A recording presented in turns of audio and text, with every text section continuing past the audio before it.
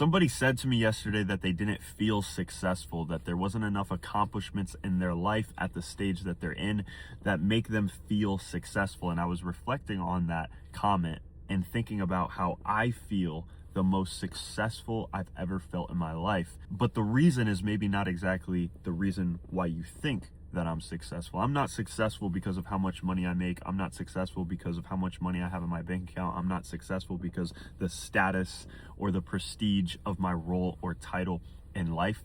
I am successful. I am the most successful I've ever felt in my life because I feel fulfilled and satisfied by the idea that I am consistently obedient to God by aligning my external behaviors and actions with my internal calling and purpose. And I feel successful because I've had the courage to lean into that calling.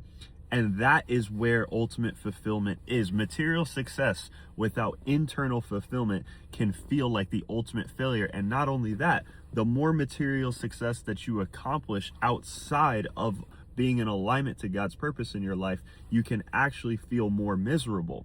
Why is that? I just had a conversation with another guy that seems to have all of the metrics of success in his life stacked.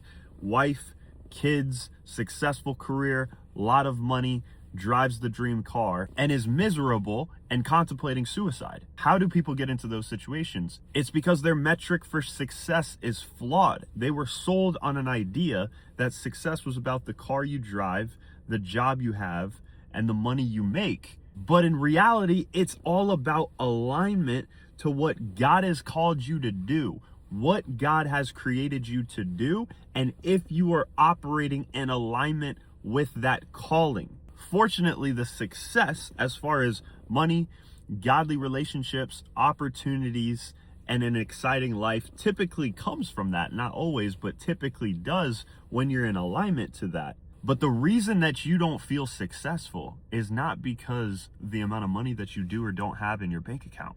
It's because you feel you have betrayed your soul and you are resenting yourself for suppressing who you really are and what you really want to express.